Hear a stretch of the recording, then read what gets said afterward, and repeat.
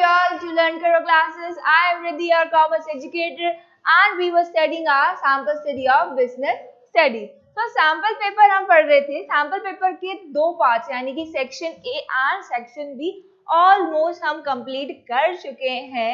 आज फर्दर हम section C करने वाले हैं. आज हमारे 2-3 क्वेश्चन जो रिमेनिंग रह गए हैं ऑफ योर सेक्शन सी वो भी कंटिन्यू करने वाले हैं. सो जल्दी से ज्वाइन कर लो सभी बच्चे.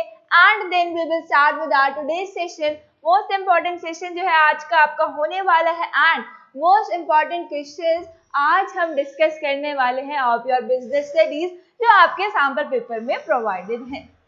ओके जी, सो जल्दी से ज्वाइन कर लीजिए. Starting with question number 41. इतनी बात सभी को अभी तक क्लियर हो गई होगी कि हमारे पास 3 सेक्शंस आने वाले हैं. सेक्शन ए में होंगे 24 questions. From them we have to attempt 20 questions and section B में हमारे पास आने वाले हैं again 24 questions. उनमें से हमें again attempt करने हैं 20 questions. और section C में हमारे पास आने वाले 12 questions जिसमें से हमें attempt करने हैं 10 questions. Okay ji, so let's come to question number 41. देखते हैं कि question number 41 में क्या है and जल्दी से join कर लो. Then we will start with our today's session. Okay. So question number 41 कहता है following are pre-decided plan when circumstances have changed. अच्छा, अगर आप कोई pre-decide plan करते हो, ठीक है, हम प्लानिंग करते हैं, उसके बाद circumstances जो है चेंज हो जाते हैं, may not turn out to be in the organization's interest. और जो चेंज आता है वो ऑर्गेनाइजेशन के इंटरेस्ट के लिए नहीं होता, यानी कि ऑर्गेनाइजेशन के बेनिफिट के लिए नहीं होता.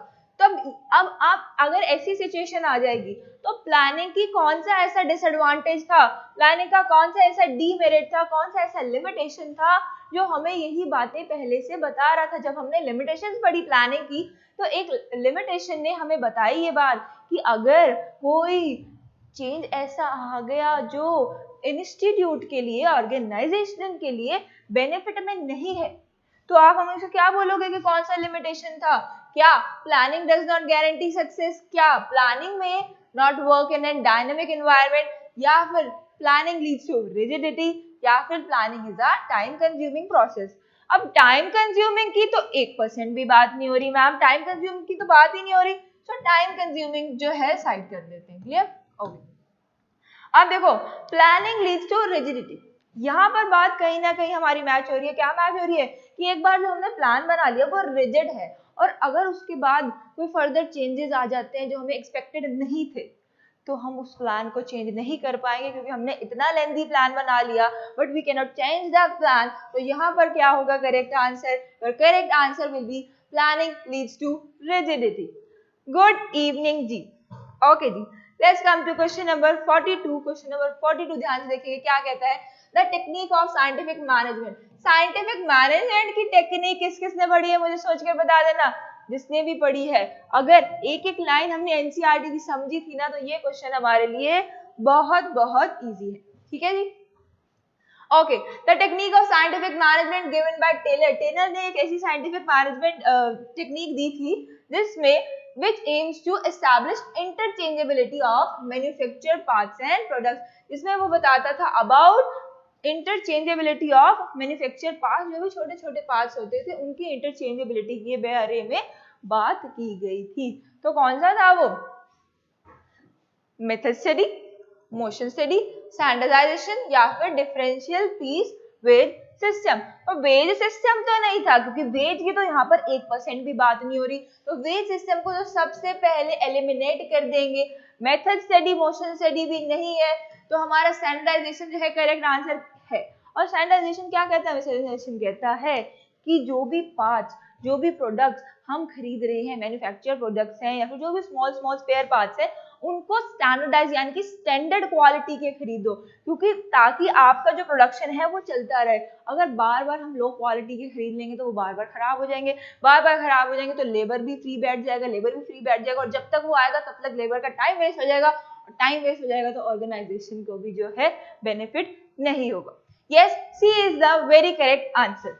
Okay ji, let's come to question number 43. Question number 43 देखिए क्या कहता है. ये आपका आ गया सिमिलरली आपका ये असर्शन और रीजनिंग वाला क्वेश्चन है तो ध्यान से सुनो. अब असर्शन और रीजनिंग आप लोगों ने बहुत बोला मैम असर्शन रीजनिंग करा दो, तो एग्जाम्पल पेपर में जब हमारे पास आ गए हैं तो उनको ध्यान से सुनो और ध्यान से करते हैं। From the following two statements choose the correct option. Clear? Okay ji, statement 1 में हमारे पास क्या है, ध्यान से सुनना। Advertising is an impersonal form of communication. Advertising जो है इम्पर्सनल फॉर्म ऑफ कम्युनिकेशन है। इम्पर्सनल का मतलब है जो पर्सनल नहीं है। अब पर्सनल तो नहीं है, एडवर्टाइजिंग आपके पास पर्सनली कोई एडवर्टाइजमेंट थोड़ी आता है। अगर आप टेलीविजन देख रहे हो, यूट्यूब चला रहे हो, तो जो भी एडवर्टाइजमेंट आते हैं वो सबके पास सेम आते हैं। कोई आपके लिए एक पर्टिकुलर एडवर्टाइजमेंट नहीं आता। तो कोई पर्सनल जो है यहाँ पर फॉर्म नहीं होती कम्युनिकेशन की इन एडवर्टाइजमेंट। तो ये बात तो मैम करेक्ट है ना? ओके, देन फर्दर हमें बताया गया है एडवर्टाइजिंग लैक्स डायरेक्ट फीडबैक। अब क्या ये बात सही है, एडवर्टाइजिंग जब भी होती है तो क्या आप डायरेक्ट फीडबैक दे देते हो? आप अपना कमेंट कर देते हो उस टाइम पर? जैसे हमने कोई एडवर्टाइजमेंट देखा तो हाँ हमने कुछ कमेंट कर दिया, अरे ये क्या है, अरे ये क्या हुआ, तो वो हमने पर्सनल अपना कमेंट दिया, बट फीडबैक तो नहीं दिया ना। तो क्या एडवर्टाइजिंग जब हम देखते हैं, एडवर्टाइजमेंट जब हम देखते हैं तो उस टाइम पर फीडबैक हो पाता है? नहीं हो पाता। स्पिरिट गेमर्स हेलो जी। ओके, सो देखो क्या हुआ, एडवर्टाइजिंग लैक्स डायरेक्ट फीडबैक, बिल्कुल सही बात है। तो दोनों की दोनों बातें जो है करेक्ट है। दैट मीन्स स्टेटमेंट 1 स्टेटमेंट 2 दोनों ही आपके करेक्ट आंसर्स यहाँ पर है। सो चेक आउट करते हैं कि कहाँ पर है दोनों बातें हमें सही। Statement 1 is correct and 2 is wrong. Statement 1 is correct and 1 is wrong and 2 is correct. Both the statements are correct.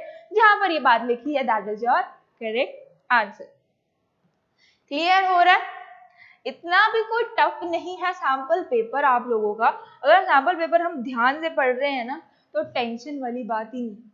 और अगर सैंपल पेपर हमारा A to Z क्लियर हो रहा है तो ये समझ लेना कि हमारी प्रिपरेशन जो है वो बहुत बहुत अच्छे से हो चुकी है। Okay ji, so let's come to question number 44। Question number 44 देखो क्या कहता है। क्वेश्चन नंबर 44 में लिखा है KTX group is rolling out an initiative to help create wealth for its employees.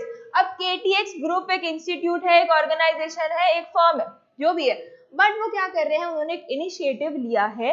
क्या इनिशिएटिव लिया है? To help create wealth for its employees. Wealth बनाने में हेल्प कर रहे हैं अपने एम्प्लॉयज को। कैसे? Implementation of ESOP, employee stock option plan. सभी को पता है इतना, तो हम इशू ऑफ शेयर्स भी कर चुके हैं अकाउंट्स में। ये ESOP सबको पता है, ठीक है। Through motivation and leadership, the management will help individuals to develop team spirit, cooperation, commitment to the success of the group. अब जो फर्म है वो ESOP प्रोवाइड कर रही है एम्प्लॉयज को, ठीक है जी, ESOP प्रोवाइड कर रही है। अब फर्दर क्या कहा जा रहा है कि किस लिए कर रही है? To provide motivation, leadership, cooperation, commitment, ताकि सभी लोग जो है ऑर्गेनाइजेशन का ध्यान रखें। तो अब यहाँ पर हमें जो बताना है कि इम्पोर्टेंस कौन सा कवर हो रहा है मैनेजमेंट का, ये बात हम लोगों को यहाँ पर बतानी है। ओके, तो कौन सी बात हो सकती है? Management helps in achieving personal objectives, management helps in development of society, management creates a dynamic organisation, management increases efficiency. अब अगर आप लोग ध्यान से सोचो तो अगर किसी एम्प्लॉय का वेल्थ इंक्रीज हो रहा है तो वो उसका पर्सनल मोटिव है, पर्सनल पर्सपेक्टिव है, उसका पर्सनल बेनिफिट है। तो अगर ऑर्गेनाइजेशन उसके पर्सनल गोल्स को अचीव करने में हेल्प कर रही है तो करेक्ट आंसर यहाँ पर कौन सा है? Management helps in achieving personal objectives. Clear हो गई इतनी बात? Okay ji, so let's come to question number 45। Question number 45 देखेंगे क्या कहता है। If there is a plan to increase production, अगर एक प्लान बनाया गया कि हम अपनी प्रोडक्शन को बढ़ाते हैं, then more labor, more machinery will be required. एक प्लान बनाया गया कि अगर हम लेबर को अगर हम प्रोडक्शन को इंक्रीज करना चाहते हैं तो हमें क्या क्या चाहिए? मोर लेबर चाहिए, मोर मशीनरी चाहिए। This step in the process of planning will involve organizing for labor and purchase of machinery। अब कह रहे हैं कि कौन से प्लानिंग प्रोसेस के स्टेप में ये काम आएगा, दैट मीन्स कि लेबर और मशीनरी को लाना कौन से स्टेप में आएगा। सो देखो प्रोसेस जो है आपके दोनों ही बहुत इंपॉर्टेंट, हमें सिर्फ दो प्रोसेस याद करने हैं, एक तो प्लानिंग का प्रोसेस एंड सेकेंडली ऑर्गेनाइजिंग का प्रोसेस। तो आपका प्लानिंग का प्रोसेस क्या है? SDIE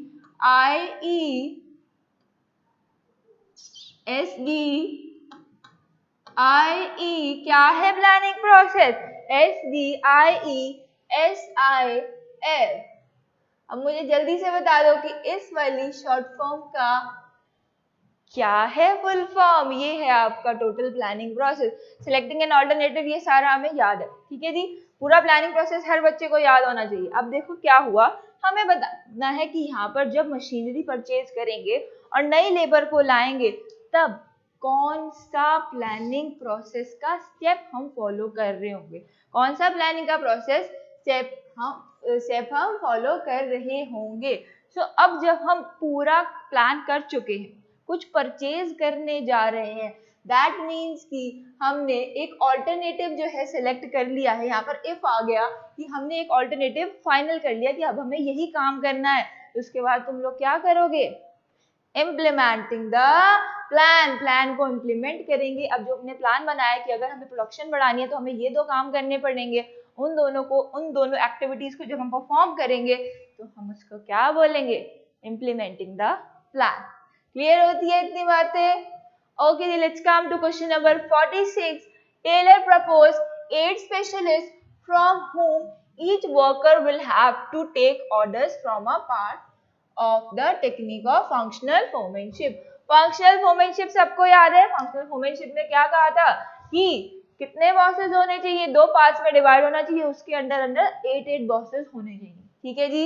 अब क्या हमसे पूछा क्या गया है, देखो, Those with technical mastery, intelligence and grit may be given। जिनके दिमाग इंटेलिजेंस से भरे हैं and जिनका दिमाग टेक्निकल है, उन लोगों को आप कौन सी एक्टिविटी दोगे? 2 एक्टिविटीज कौन सी थी इसमें पहले मुझे ये बता देना।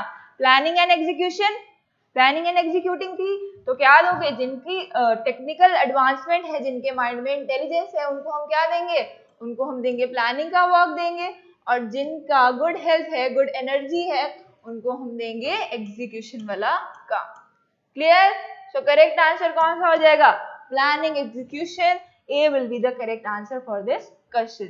Okay ji, let's come to your question number 47 and a very good evening to you. Question number 47 में देखते हैं कि क्या लिखा है। A person feeling hungry. अब कोई एक पर्सन है, he is feeling hungry, may get food by offering to give money. देखो 2 पर्सपेक्टिव है उसके पास, या तो वो खाना ले सकता है किसी को मनी पे कर, और सम अदर प्रोडक्ट और सर्विस इन रिटर्न, या फिर वो कुछ और उसके लिए सर्विस कर सकता है to someone who is willing to accept the same food. जिसको वो फूड चाहिए, जो उसको फूड देना चाहता है और कुछ उससे एक्टिविटी करवाना चाहता है, मे बी गुड्स लेना चाहता है या फिर सर्विस लेना चाहता है। तो the important feature of marketing illustrated. अब यहाँ पर कौन से फीचर की बात हो रही है, मुझे सोच कर बता देना। अगर मैंने कहा कि आप पूरे 15 डेज में रिवीजन करो और मैं आपको चॉकलेट्स दूंगी, तो यहाँ पर कहीं मनी का एक्सचेंज हुआ, बट कोई ना कोई एक्सचेंज तो हुआ कि मुझे चॉकलेट देने की विलिंगनेस थी, आपको भी चॉकलेट लेने की विलिंगनेस थी, बट मैं चाहती थी कि आप लोग पढ़ाई करो। तो हमारा जो एक्सचेंज हुआ वो क्या हुआ? उस एक्सचेंज को क्या बोलोगे? एक्सचेंज ऑफ मनी तो नहीं हुआ यहाँ पर। क्रिएटिंग अ मार्केट ऑफरिंग भी नहीं हुआ, नीड्स एंड वांट्स की भी कोई बात नहीं है, कस्टमर वैल्यू की भी कोई बात नहीं है, तो एक्सचेंज मैकेनिज्म की बात है। बेसिकली यहाँ पर किसकी बात हो रही है? बार्टर सिस्टम की बातें जो है हो रही है इन दिस क्वेश्चन। क्लियर हो गई इतनी बात? Okay ji, let's come to question number 48, again a assertion and reason based question. So listen to this question. assertion में हमें क्या बताया गया? Planning is futuristic. कहने की प्लानिंग जो है हम फ्यूचर का सोच के करते हैं। Yes, very correct. D is the correct answer for which question? Question number 47। No, 47 का correct answer I have told you. 48 पे आती है। देखो 48 में क्या हुआ? Planning is futuristic. इतनी बात तो हमने मान ली कि हाँ जी, जो प्लानिंग है फॉर फ्यूचर होती है। देन फर्दर हमने क्या देखा? Planning is concern with future which is certain. कह रहे हैं कि प्लानिंग कंसर्न है उस फ्यूचर के साथ जो सर्टेन है। सर्टेन वर्ड तो हम कभी एक्सेप्ट ही नहीं करेंगे, क्योंकि हमारी पूरी बुक में लिखा है कि प्लानिंग जो है एक अनसर्टेन फ्यूचर के लिए हो रही है, क्योंकि प्लानिंग हम कर ही इसलिए रहे हैं। अगर कुछ अचानक से एक्टिविटीज हो जाती हैं, कुछ भी एकदम से कुछ आ जाते हैं, कुछ थ्रेट्स आ जाते हैं, ताकि हम उनके लिए रेडी रह पाए, इसीलिए तो हमने टोटल प्लानिंग करी। तो अगर ये कह रहे हैं कि फ्यूचर इज सर्टेन, तो इस बात को तो हम कभी भी मान नहीं सकते, क्योंकि हमारी लाइफ में जो आया था एक कोविड, वो हमने कभी भी इमेजिन नहीं किया था, कभी भी सोचा नहीं था, बट वो आ गया। सो फ्यूचर इज अनसर्टेन, इस बात को तो हम बहुत अच्छे से एक्सेप्ट कर चुके हैं जब से हमारे स्कूल जो है बंद हुए हैं। ओके जी, सो यहाँ पर सर्टेन वर्ड देखते ही हमने कह दिया कि रीजन तो करेक्ट नहीं है, तो अब ध्यान से पढ़ लेना कि जहां पर लिखा होगा assertion is correct and the reason is incorrect, that will be your correct answer. Okay, so let's come to your section C. अब सेक्शन सी देखते ही बच्चा कह रहा है मैम ये क्या क्वेश्चन है, तो यही आपका सेक्शन सी का केस बेस्ड क्वेश्चन है, जिसमें आपको कंप्लीट एक केस दिया गया है and questions on the basis of that case जो है प्रोवाइडेड है। ओके जी, तो अब देखो ध्यान से सुनेंगे कि क्या केस है हमारे पास। Saarthi, the name has been associated with manufacturing and sale of fashion products. एक सारथी जो है एक फर्म है, एक ऑर्गेनाइजेशन है, एक इंस्टीट्यूट है जो किससे रिलेटेड है, फैशन प्रोडक्ट से रिलेटेड। ठीक है, इतनी बात हमें समझ आ गई। When Kapil Sarathi open his first retail fashion cloth outlet in Ahmedabad, Sarathi cosmetics was incorporated in India. क्या हुआ, ये सारी बातें हुई, उसके बाद एक आई एस&एम फैमिली जो थी बड़ी फेमस थी, उनमें जो है इनका इंटरलेशन हो गया। ठीक है, देन क्या हुआ, देन उसके बाद आते हैं एन इम्पॉर्टेंट। अब यहाँ पर बात हो रही है कि एक इम्पॉर्टेंट डिफरेंस है between S and M and most other companies. अब एस&एम जो है उसका और बाकी कंपनीज का एक डिफरेंस है, वो डिफरेंस क्या है, वो डिफरेंस है and most other companies is that instead of operating as one large corporation, वो लोग क्या करते हैं, एक one large corporation की तरह एक्ट नहीं करते। that means कि वो एक साथ सारा काम नहीं लेते, but they have divided their companies into 180 parts। that is, यहाँ पर लिखा है, here it is written कि they have divided, recognizing the it operates as 180 smaller companies, each focus on specific product। अब उन्होंने 180 कंपनीज बना दी, 180 कंपनीज में हर company जो है अलग अलग प्रोडक्ट पे फोकस करती है। क्लियर हो गई इतनी बात। एंड लास्टली देखो क्या क्वेश्चन में हमसे पूछा है, आवाज़ें क्वेश्चन में हमसे पूछी क्या बातें। सबसे पहले हमसे पूछा है identify the philosophy that is being followed by S and M through which it is dividing the decision making responsibilities among hierarchical levels। अब कह रहे हैं कि ये फिलॉसफी कौन सी फॉलो हो रही है यहाँ पे, जो इन्होंने 180 कंपनीज में डिवाइड कर दिया अपनी कंपनी को, एक कंपनी रखने के बजाय। तो क्या वो डेलीगेशन है और डिसेंट्रलाइजेशन है, या फिर डिवीजन ऑफ वर्क है, या फिर स्पैन ऑफ मैनेजमेंट है। डिवीजन ऑफ वर्क तो नहीं हम इसको मान सकते, स्पैन ऑफ मैनेजमेंट भी नहीं मान सकते। बेसिकली कंफ्यूज कहाँ होना है हमें, डेलीगेशन और डिसेंट्रलाइजेशन में होना है कंफ्यूज। तो करेक्ट आंसर आपका कौन सा है, decentralisation is your correct answer, कि हमने जो हमारी एक्टिविटीज हैं वो डिवाइड कर दी हैं एंड फर्दर डिस्ट्रीब्यूट कर दिए हैं कि सब लोग मिलकर जो है काम करने वाले हैं। Okay ji, let's come to question number 50। Same case based question, उसी वाले केस पर बेस है। Why is there need to apply the philosophy being followed by S and M with caution. अब कह रहे हैं कि जो भी फिलॉसफी इन्होंने अडॉप्ट करी, दैट मीन्स कि डिसेंट्रलाइजेशन जो अडॉप्ट करा वो कॉशंस के साथ क्यों अडॉप्ट होना चाहिए। Firstly as it can cause delay in communication, उसकी वजह से डिले इन कम्युनिकेशन हो सकता है, या फिर it can cause disintegration of the organisation, वो ऑर्गेनाइजेशन को डिसइंटीग्रेट कर सकता है। इंटीग्रेट का क्या मतलब होता है, बिल्कुल एक साथ मिलजुल कर रहना, बट डिसइंटीग्रेट का मतलब क्या है, बिल्कुल डिफरेंटली अपने अपने एक्शंस अपने आप डिसाइड करके चलना। या फिर as it can increase the workload of top management, top management का वर्कलोड इंक्रीज हो सकता है, ये तो बिल्कुल भी नहीं है। As it can reduce the chances of growth of the home, ऐसे तो हो ही नहीं सकता, अगर स्पेशलाइज्ड लोग अपने स्पेशलाइज्ड वर्क पे फोकस कर रहे हैं तो ये तो बिल्कुल भी चांस नहीं है कि जो यहाँ पर है ग्रोथ ना हो। ठीक है ना, तो करेक्ट आंसर हमारा कौन सा हो जाएगा, करेक्ट आंसर हमारे पास आ जाएगा as it can cause disintegration of the organization। अगर हम डिसेंट्रलाइजेशन को क्वेश्चंस के साथ नहीं स्टार्ट करेंगे तो डिसइंटीग्रेशन जो है हमारे ऑर्गेनाइजेशन में हो सकता है, क्योंकि सब लोग अपने डिसीजन अपने आप लेना स्टार्ट कर सकते हैं एंड ऑर्गेनाइजेशन जो है वो खराब हो सकती है।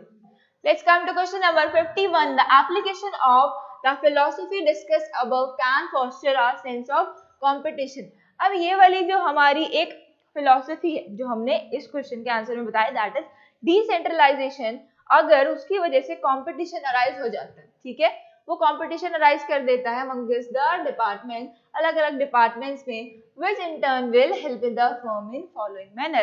अब मुझे सोचकर बता देना आंसर सी सी सी सी सी, कौन से क्वेश्चन का आंसर सी? ओके जी, 50th का आई थिंक आप कह रहे हो, यस बी था आंसर। ओके, सो अब 51 में देखते हैं क्या हुआ। 51 में हमें बताया गया कि कंपटीशन अराइज होगा, तो कंपटीशन की वजह से क्या होगा। अब मुझे सोचकर बता देना, अगर आपकी क्लास में एकदम से कोई बच्चा स्कोर कर लेता है तो उसका रीजन क्या होता है? कंपटीशन।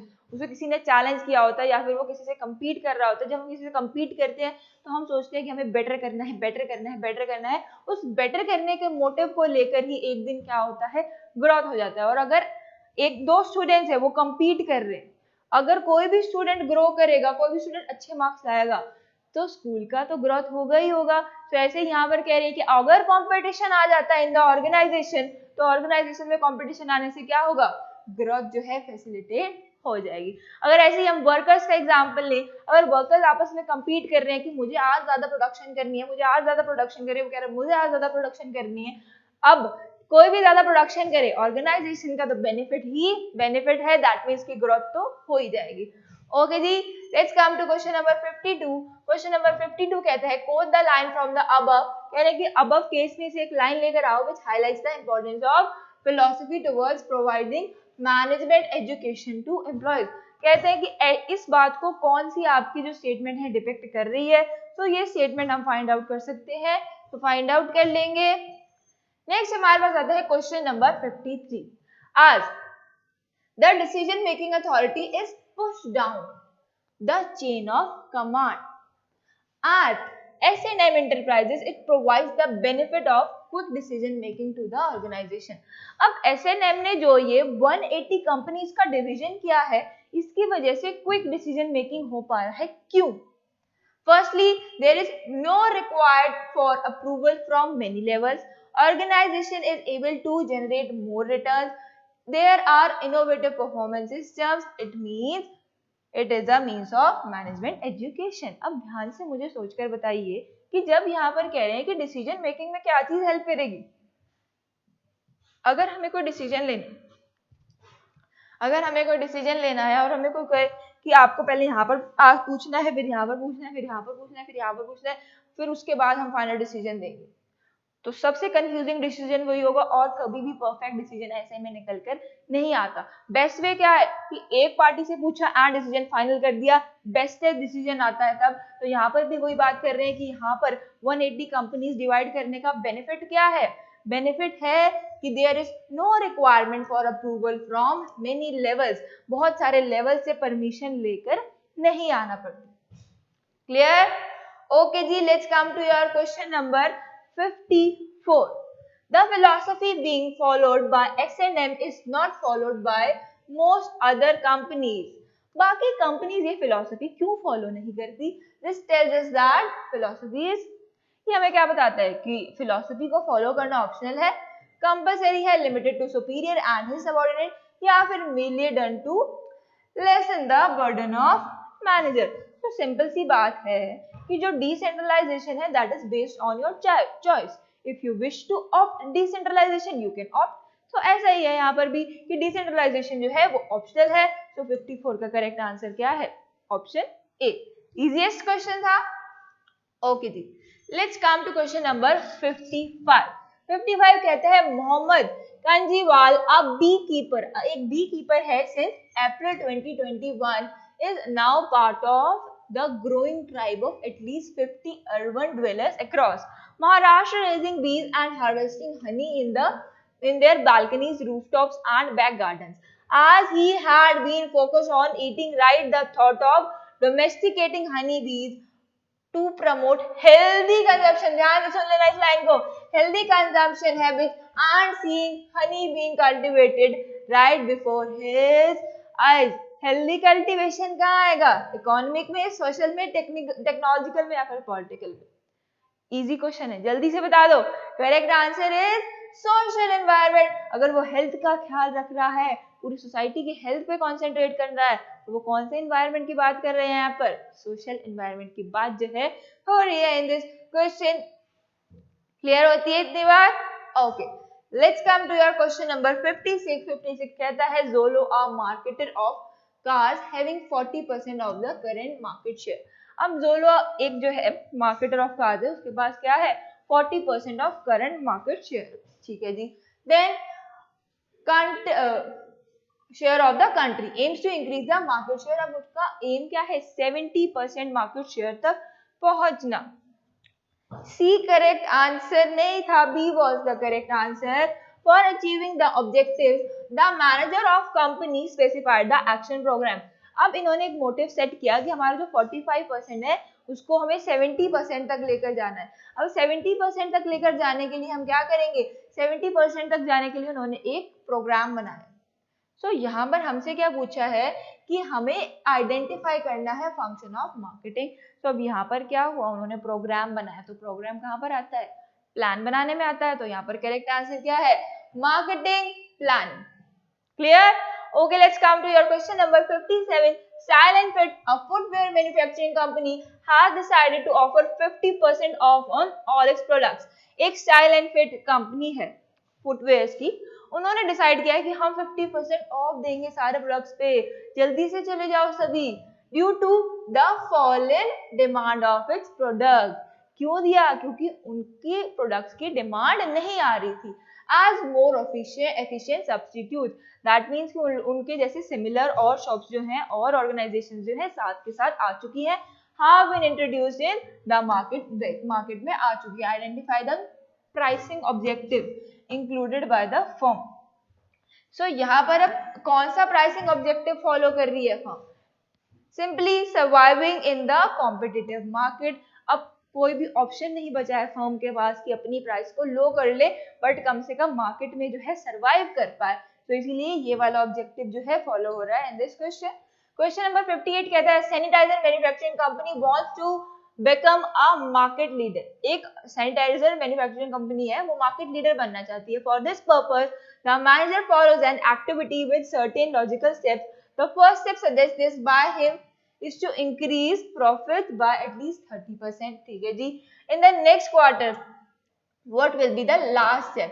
बेसिकली आपसे क्या पूछा गया है? यहाँ पे आपसे पूछा गया है कि प्लानिंग जो है, प्लानिंग का प्रोसेस जो है उसका लास्ट स्टेप हमें बता दीजिए। सिंपली वो इतना ही आंसर हम लोगों से मांग रहे हैं। तो करेक्ट आंसर क्या है? Follow up action. Okay, let's come to question number 59। In Shalin Private Limited, there is one head Shalin who has 2 lines, ठीक है, of authority under her। One line consists of Sara। देखो क्या हुआ यहाँ पर, बड़ा इंटरेस्टिंग क्वेश्चन है, ध्यान से देखेंगे। तो यहाँ पर जो है शैलीन है, ठीक है, शैलीन के अंडर क्या है? 1 लाइन। फर्स्ट लाइन में यहाँ पर आता है सारा, देन रजत, देन अभिषेक, देन इस्मिल, देन क्रिस। ठीक है, यहाँ पर आ गया क्रिस। एंड अनदर लाइन में कौन कौन आते हैं? अनदर लाइन में आते हैं is Lata, Rupa, Geet, Hussain and then comes Preeti. Clear? So अब क्या होगा? हमसे क्या पूछा है? According to the principle of management given by Fayol, एक फ्योल ने प्रिंसिपल ऑफ मैनेजमेंट दिया है।